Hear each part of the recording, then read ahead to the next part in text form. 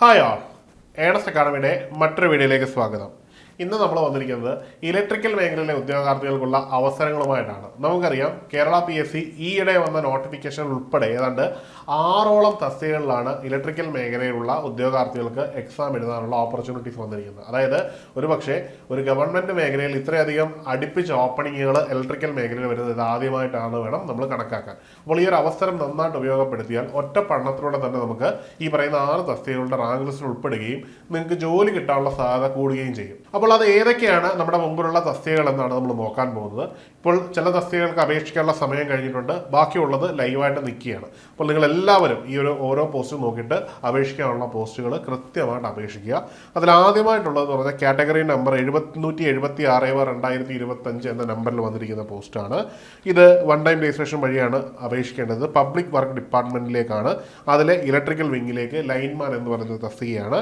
ഇതിന്റെ salary scale എന്ന് പറഞ്ഞാൽ 26,500 മുതൽ 60,700 നേരത്തെ ഇതിനുമായിട്ട് ബന്ധപ്പെട്ട് ചില ജില്ലകളുടെ നോട്ടിഫിക്കേഷൻ വന്നിട്ടുണ്ട്. ഇത് ഡിസ്ട്രിക്ട് വൈസ് ആയതുകൊണ്ട് തന്നെ ഇപ്പോൾ വന്നിരിക്കുന്ന നോട്ടിഫിക്കേഷൻ എന്ന് പറഞ്ഞാൽ കോട്ടയം, ഇടുക്കി, മലപ്പുറം, കോഴിക്കോട്, കണ്ണൂർ ഇത്രയും ജില്ലകളിലേക്കാണ് ഈ ഒരു നോട്ടിഫിക്കേഷൻ വന്നിരിക്കുന്നത്. PWD ആയതുകൊണ്ട് തന്നെ ഡിപ്പാർട്ട്മെന്റ് നിയമനമാണ്. അത്യാവശ്യം നിയമന സാധ്യതകൾ കിട്ടുന്നതാണ്. മാത്രവുമല്ല ഏത് യോഗ്യതയുള്ളവർ അപേക്ഷിക്കുന്നത് നല്ലതാണ്. കാരണം ഡിപ്പാർട്ട്മെന്റൽ എക്സാമിനൊക്കെയുള്ള ചാൻസ് വളരെ കൂടുതലാണ്. അതായത് BTech മേഖലയിൽ ഡിപ്ലോമ ഉള്ളവർക്കൊക്കെ ഈ ഒരു പോസ്റ്റിന് അപ്ലൈ ചെയ്താൽ നഷ്ടമൊന്നുമില്ല. കാരണം നിങ്ങൾക്ക് ഡിപ്പാർട്ട്മെന്റൽ എക്സാമിനേഷനിലൂടെ ഒക്കെ ആവാനുള്ള അവസരം കൂടി കിട്ടുന്നതാണ് ഈ ഒരു ഡയറക്റ്റായിട്ടുള്ള ഈ ഒരു ഡിപ്പാർട്ട്മെന്റിലേക്കുള്ള എൻട്രി.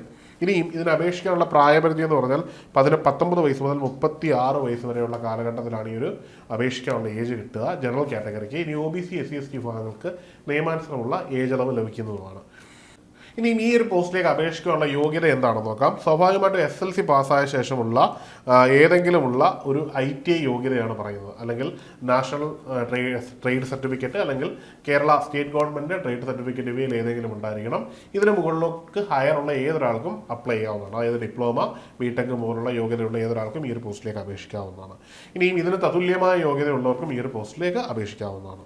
ഇനി ഇതിൻ്റെ പോസ്റ്റിനെ സംബന്ധിച്ച് ചില ഉദ്യോഗാർത്ഥികൾക്ക് സംശയം ഉണ്ടായിരിക്കും. അതായത് സർട്ടിഫിക്കറ്റ് ഓഫ് ഇലക്ട്രിക്കൽ എഞ്ചിനീയറിംഗ് എന്ന് പറയുമ്പോൾ അതിന് തതുല്യമായിട്ട് വരുന്നത് എന്തൊക്കെയാണെന്നുള്ളതാണ്. അതായത് തതുല്യം എന്ന് പറയുമ്പോൾ PSC പറയുന്നതല്ല, അവസാനം നടന്ന പരീക്ഷയ്ക്ക് PSC പരിഗണിച്ചതാണ്. അതായത് ഈ യോഗ്യതയുള്ളവരൊക്കെ അപേക്ഷിച്ചപ്പോൾ ഇവരെ പരിഗണിച്ചിട്ടുണ്ട് എന്നുള്ളതാണ്. ഇതിന് തതുല്യമായ ഒരു യോഗ്യത നിങ്ങൾക്കുണ്ടെങ്കിലും തീർച്ചയായിട്ടും ഈ ഒരു പോസ്റ്റിലേക്ക് അപേക്ഷിക്കാം. ഈ ലിസ്റ്റിൽ ഇല്ലെങ്കിൽ പോലും നിങ്ങൾക്ക് എന്ത് ചെയ്യാം, നിങ്ങൾക്ക് അപേക്ഷിക്കാവുന്നതാണ്.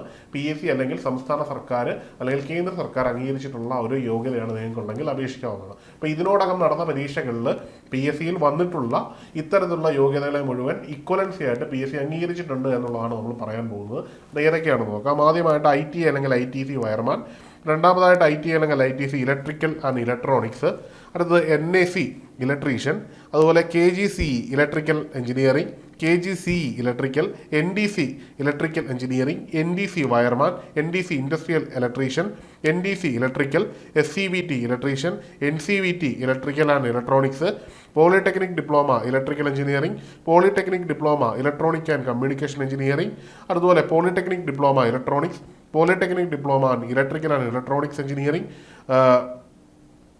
Advanced diploma in electrical and electronics equipment maintenance, NCVT certificate in electrical, BTech electrical and electronics, BTech electrical engineering, BE electrical engineering, BE electrical and electronics engineering, BE electrical engineering, BE electrical and electronics engineering, MTech electrical and electronics engineering, MTech power electronics and drives, MTech power electronics, AMIE section A and B electrical engineering എന്നിവയൊക്കെ Kerala PSC ഇതിൻ്റെ തത്തുല്യമായിട്ട് പരിഗണിച്ചിട്ടുണ്ട്. അപ്പോൾ നിങ്ങൾക്കും ഇത്തരത്തിലുള്ള യോഗ്യത എന്താണെങ്കിലും ഈ ഒരു പോസ്റ്റിലേക്ക് അപേക്ഷിക്കാവുന്നതാണ്. ഇനി അടുത്ത തസ്തിക എന്ന് പറഞ്ഞാൽ കാറ്റഗറി നമ്പർ 741/2025 ഇത് ഓയിൽ പാം ഇന്ത്യ ലിമിറ്റഡിലേക്കാണ്. ഇവിടെയും ഇലക്ട്രിക്കൽ ലൈൻ ഹെൽപ്പർ എന്നുള്ളതാണ് തസ്തികയുടെ പേര്. 23,700 തുടങ്ങി 52,600 വരുന്ന പേ സ്കെയിലുള്ളൊരു പോസ്റ്റാണ്. നിലവിലൊരു വേക്കൻസി ഇവിടെ റിപ്പോർട്ട് ചെയ്തിട്ടുണ്ട്. ഡയറക്റ്റ് റിക്രൂട്ട്മെന്റ് ആണ്. നേരത്തെ പറഞ്ഞതുപോലെ തന്നെ 18 വയസ്സിനും 36 വയസ്സിനും ഇടയിലുള്ളവർക്കാണ് അപേക്ഷിക്കാൻ പറ്റുന്നത്. ഈ യോഗ്യത മേൽ പറഞ്ഞ യോഗ്യതകൾ തന്നെയാണ്. ആ യോഗ്യതയുള്ളവർക്കൊക്കെ അപേക്ഷിക്കാവുന്നതാണ്. ഇവിടെ പ്രധാനമായിട്ടും നിങ്ങൾക്ക് വേണ്ട യോഗ്യതകൾ എന്ന് പറഞ്ഞാൽ നമ്മൾ നേരത്തെ പറഞ്ഞതുപോലെ തന്നെ നിങ്ങൾക്ക് ITI യോഗ്യത ഉണ്ടായിരിക്കണം. ITI അല്ലെങ്കിൽ ITC യോഗ്യത ഉണ്ടായിരിക്കണം. അത് ഇലക്ട്രിക്കലായിട്ട് തന്നെ ആയിരിക്കണം. പിന്നീട് രണ്ടാമത് നിങ്ങൾക്ക് വയർമാൻ ലൈസൻസ് നേടിയവരായിരിക്കണം. വയർമാൻ ലൈസൻസിനും ഒപ്പം തന്നെ ഈ വിദ്യാഭ്യാസ യോഗ്യതയ്ക്ക് ഒപ്പം കമ്പനി ആക്ട് അനുസരിച്ച് സംസ്ഥാന സർക്കാരിന്റെയോ അല്ലെങ്കിൽ കേന്ദ്ര സർക്കാരിന്റെയോ കീഴിൽ നിങ്ങൾ വർക്ക് ചെയ്തിരിക്കണം. 2 വർഷത്തിൽ കുറയാത്ത ഒരു എക്സ്പീരിയൻസ് നിങ്ങൾക്ക് കാണിക്കാൻ പറ്റിയിരിക്കണം. എങ്കിൽ മാത്രമേ നിങ്ങൾക്ക് ഈ ഒരു പോസ്റ്റിലേക്ക് അപേക്ഷിക്കാൻ പറ്റുകയുള്ളൂ. അടുത്തതായിട്ട് കാറ്റഗറി നമ്പർ 634/2025 എന്ന് പറയുന്നൊരു കാറ്റഗറി നമ്പറിൽ വരുന്ന ഇലക്ട്രീഷ്യൻ എന്ന് പറയുന്ന നോട്ടിഫിക്കേഷനാണ്. ഇത് ആനിമൽ ഹസ്ബൻഡറി ഡിപ്പാർട്ട്മെന്റിലേക്കാണ് വിളിക്കുന്നത്.